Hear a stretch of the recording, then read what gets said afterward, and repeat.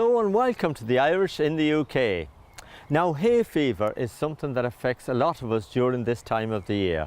Well, on tonight's show, we've been joined by Dr Sabiha Bakht, who is going to give us some advice on how to deal with the symptoms. We'll be attending a very special memorial mass to celebrate the life and times of Big Tom McBride, who sadly passed away. And Catherine Holes recently celebrated her 105th birthday. But first up tonight, we're going to tell you a story about Frank Dempsey, who came from Castlerea in County Roscommon and lived in Derby for a very long time.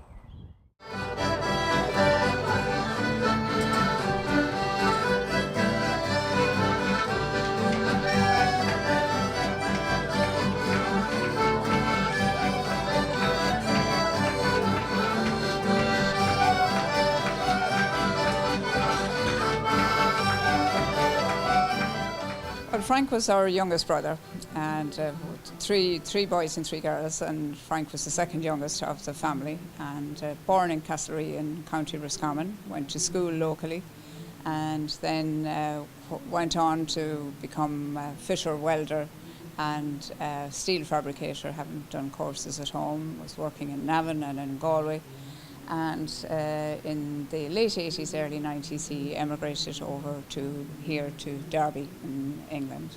And he had friends here already to come to at that stage. And he spent over 20 years here in Derby and contributed greatly to the Irish community and very much part of the scene here. And we have actually radio recordings of him playing here as well, which were broadcast by Radio Éireann. From a very early stage, Frank showed an interest in music and a great talent for singing and for playing. And he and Ger and my brother Jimmy, they formed a band called the Top Aces at home and had a big circle of fans and friends created in a very short space of time. He loved reading, was very gentle, very generous in nature, and he promoted Irish culture through the Irish language classes and playing Irish music and Irish songs and helping people in a peaceful way. And he got very involved in his parish as well here in Derby and in Alfreton earlier on. Now, you told me a lovely story when Frank sadly passed away. Tell me about his organs. Well, Frank was pronounced dead, I remember, after suffering a massive brain hemorrhage, which is still unexplained. Right? The best medics couldn't explain why somebody who was so healthy and so strong was struck by such an overwhelming brain hemorrhage. But at one stage he had said to us that if there's anything in there that's any use to anybody, please give it away. So we knew that that was his wish, and we were very pleasantly surprised that after his illness, being in hospital for the best part of 2 weeks at that stage, that any organ, not to mind the number that were considered suitable for donation. So that was very, very reassuring, because Frank was such a generous person. It was very fitting that this would happen when he passed away. And it was very uplifting and very humbling that the next morning by 10 o'clock I had got a phone call from Beaumont Hospital saying that 5 lucky people had got that special phone call that night, you know. And whereas we were thinking a person would be doing well to be able to donate one organ and for one organ to be transplanted, but the coordinators, and I said to her, well, what would you like what organ? And she said, all of them, they're all very good, you know. And Frank was 53 when he died, but many of the recipients were much younger than that, and that was interesting as well, that people in their 20s, 30s and 40s received the organs.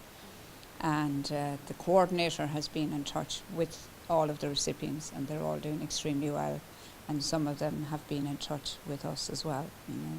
So it was a heartbreak, and we'll miss Frank forever. But if anybody is in that situation, and I would call it a privilege to be in that situation, to consider donating organs for transplant, and there's somebody waiting for them out there. But it's not an easy decision to make. I would accept that on my family's behalf, you know.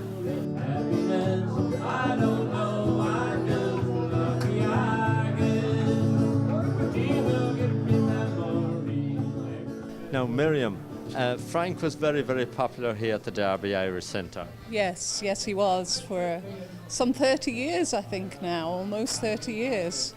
He's been coming in and playing both on his own and with his bands. He's had a few different bands and people accompanying him over the years, yes.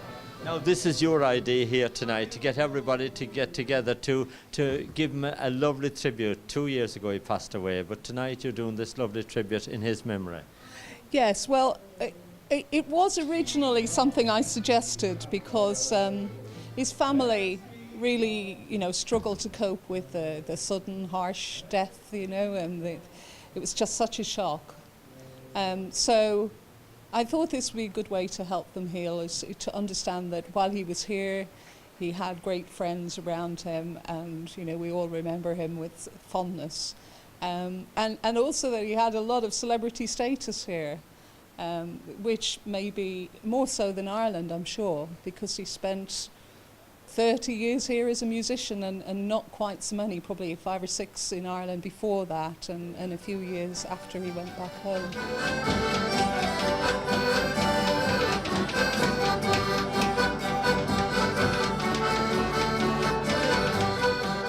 Father, how well did you know Frank?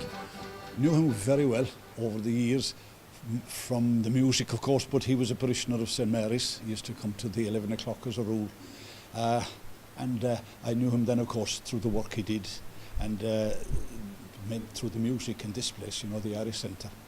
And he was heavily involved in like music and fundraising events and different stuff here. I mean, he was a very, very good singer and a very good showman. It was mainly country and western stuff he specialised in. But when he got going, he had a great presence and a great personality. He could get a crowd going. And like I said, a good showman. Well, he left lots of memories here, didn't he? And there's lots of his friends here tonight. Oh, yeah, he'd be well. They had a lot of respect for him here. You see, he was very kind of gregarious, big-hearted, easy-going, but a good musician, good singer.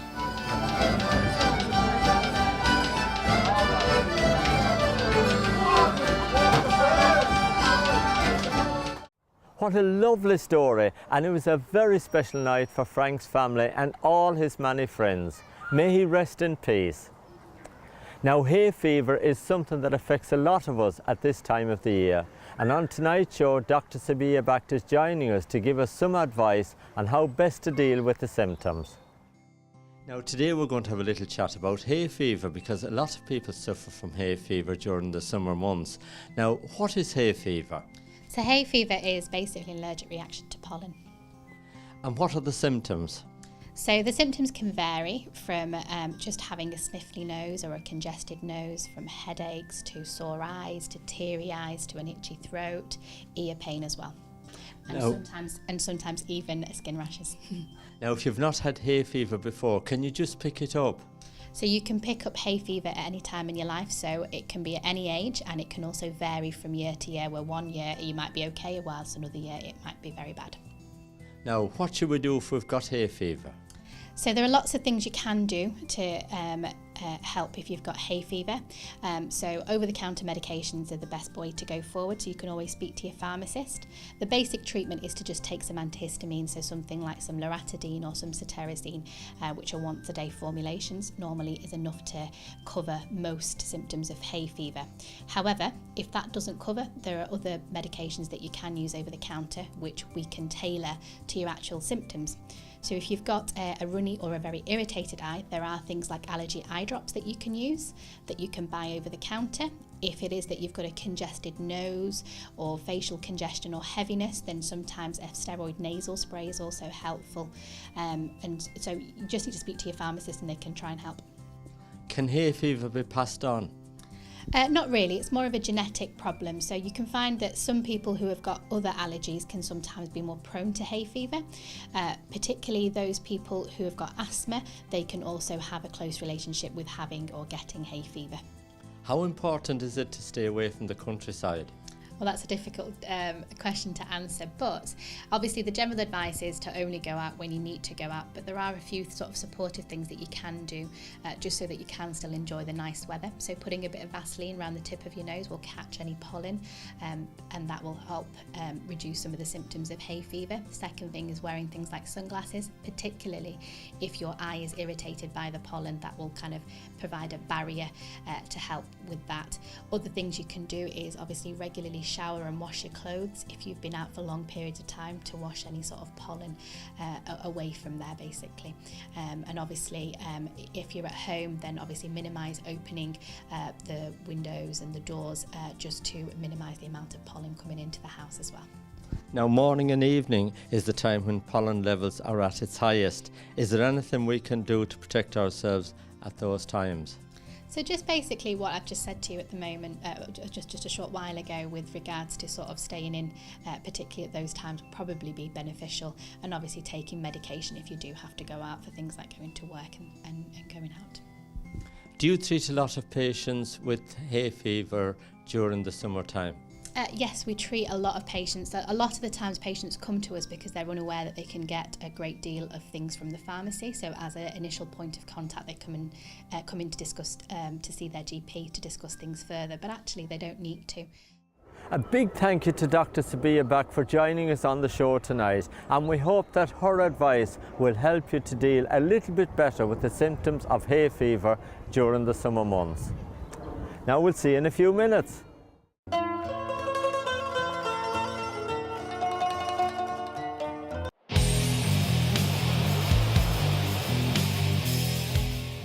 Welcome back.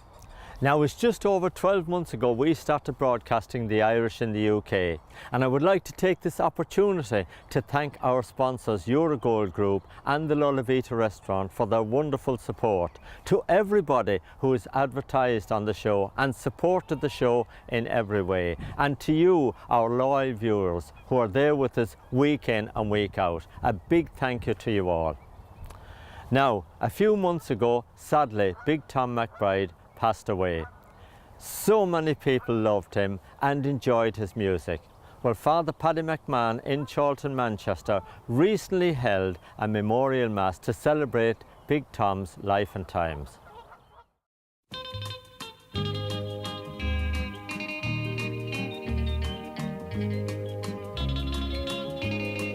By the side. Father Mac, it was a lovely celebration of Big Tom's life tonight. It was only right that we should commemorate a great character, well known in Manchester, well respected in Manchester, and most charitable man going, and a friend of mine, and I'm delighted to be able to offer that mass for him and Rose tonight. And it was great to see so many people show their respect and appreciation as well by being here. And to hear all the old songs that we heard there tonight, it brought home great memories, as Tom did throughout his life to many people. He uplifted many, you know, and it was lovely to see it done, yeah. And music is a special thing because it means so much different to so many people, doesn't it? Well, it's complete, as I said there, it's reminiscent, it's an uplifting thing. People get stories and can remember where they were and certain things happen, and the story of the tune is irrelevant sometimes, but maybe the melody is more important. I mean, the tune we started tonight there with Tom's song, Gentle Mother, sure everybody would just correlate Big Tom to Gentle Mother, you know, and he was such a gentleman himself. You'd have to think that was very appropriate that we should start that. And then the other little tunes that we had as well throughout the whole liturgy tonight, it put meaning to what we were celebrating a man, showing our respect for him. Now, when you were doing your homily tonight, of course, you told us some great stories about yourself and Big Tom and your experiences down the years. Are you able to tell us one now? Well, what was the biggest story, the nicest story? I remember calling on Big Tom and thank the Lord Rose was alive at the time. It's only about a year and a half ago. I remember Rose made a big apple pie, and it was a beautiful homemade apple pie. And Tom came in on the tractor and hopped out, and we started chatting. And she said she was going off to an auction, I think, or something, just an antique fair or something. And within 5 or 10 minutes was Kevin McCooey came in, the manager. And then next came in was Paddy King come down the road, and he was in. And I saw this one. Then Henry McMahon came in afterwards. And I think it was it was a Ginger Morgan or another one of the band lads, and little Beatty, you know, the man, he came in as well. And I know that I'm convinced the Rose went away and phoned everybody up out of kindness, just to mark of respect that I had called to see Tom.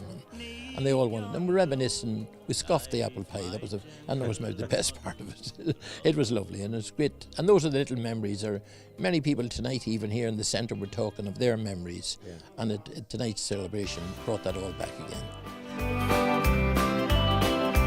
Oh, we're going out the same way we came in. Angela, so you had great times with Big Tom. You knew him very well, didn't you? And you come from Monaghan as well. I'm from Monaghan, yes. We met him in the club and that, and met him a few different times and that. Very, very nice man, yeah.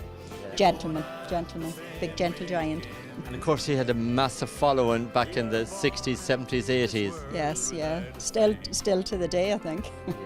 Yeah. Absolutely. And the mass here tonight was fantastic for him. Very good. Good turnout and everything, yeah, very good.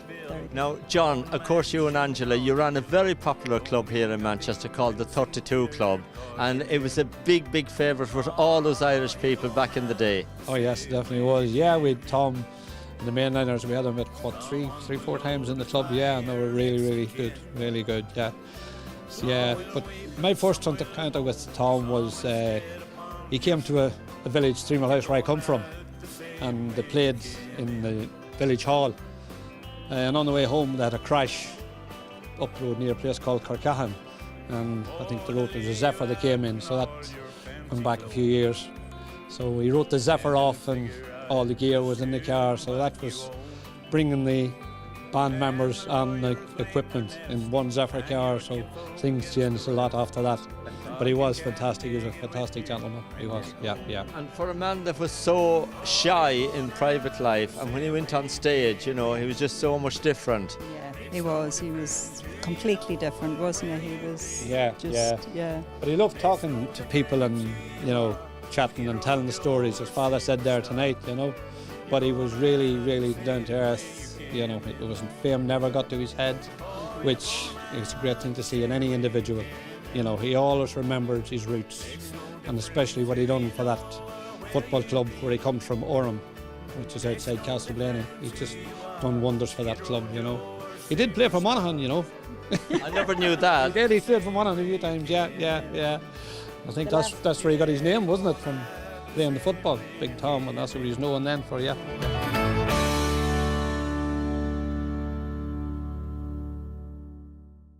Well done to Father Paddy McMahon from St John's Roman Catholic Church in Chorlton, and a big thank you to everyone who came along. It was a lovely evening of celebration.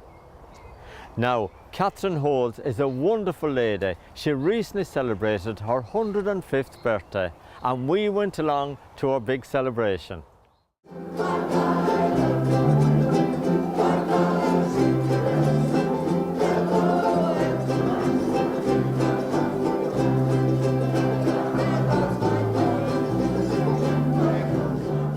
Mary, you must be so proud of your mum, celebrating 105 years. She's wonderful. She is. We're very proud of her. And to think that she didn't have a privileged upbringing, that she was quite poor, and she was one of 10 children. In fact, she's the 4th eldest of 10 children and the only surviving one. But we're very proud. And her memory is so good, and she can remember where she worked in Reddish and Holsworth Square. She's marvellous. She is. She has lots and lots of stories to tell, and she tells you incredible stories about her childhood and about what she did. Well, the carers here were telling me today that she's got a great spirit. She never stops singing from morning till night. That's right. If you start her, she'll sing, and especially You Are My Sunshine, she'll sing that anywhere for you. But she'll also join in anything else as well and sing for you. You are my sunshine, my only sunshine. You make me happy when on her mum's side, they came from Ireland, and their maiden name was Fallon. Her mum's maiden name was Pettit, but her grandma's name was Fallon, and they came from Ireland. And we think we trace them back to Mayo, but the family itself and her great-grandma and great-granddad came from Ireland. Now, your mum moved into the home, I think, about 12 months ago, was it? It was just over 12 months ago. when she moved in. She'd lived with Michael and I for almost 20 years, and when she collapsed, her mobility went, and it was very difficult because up to then, when she was 103, she was still walking up the stairs with our aid and walking around the house with her frame. But thank God, Reverend Mother offered us a place here at Little Sisters at St Joseph's Home, and we're just so proud and pleased at the care and attention that we've had from St Joseph's Home, from Mother and the sisters and the carers. We're very, very pleased. Michael, as Mary just told us there, Catherine lived with you and Mary here for 20 years. You must have some great stories to tell about her. Yeah, she's quite a character. She's forever, you plonk her in front of the telly and she'd watch the telly and you'd brew up for her, make some lunch and so on. She's a great character. I mean, we loved having her with us, and we was heartbroken when she had to come into the home, but it's a wonderful place and it's a marvellous atmosphere. And you must be happy as well because she has adjusted to it so well, and she was telling me in there she loves it here. Oh yes, she does, yeah. She really enjoys it.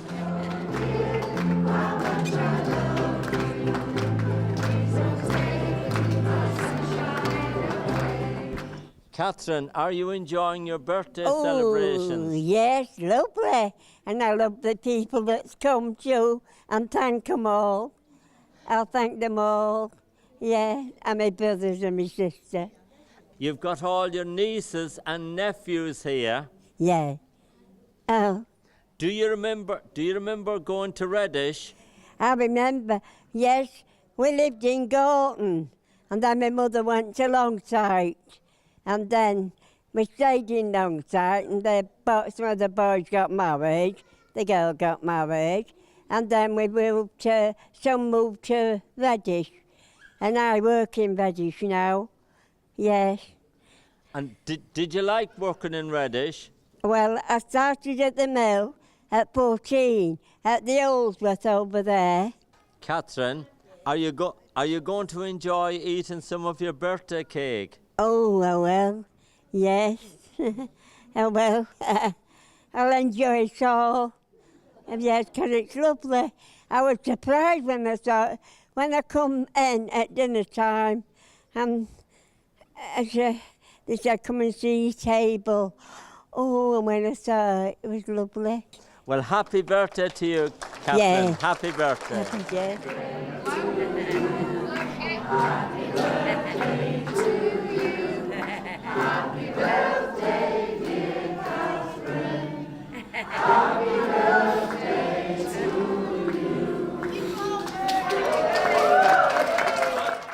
Catherine really enjoyed her celebrations, and it's great to see her in such good health. And well done to all the staff at St Joseph's Home. Now, Henry McGlade is back next Thursday evening at 7 p.m. and I'm here at 7:30 with the Irish in the UK. Both shows are repeated on a Saturday evening between 8 and 9 p.m. Until next time, enjoy this glorious sunshine.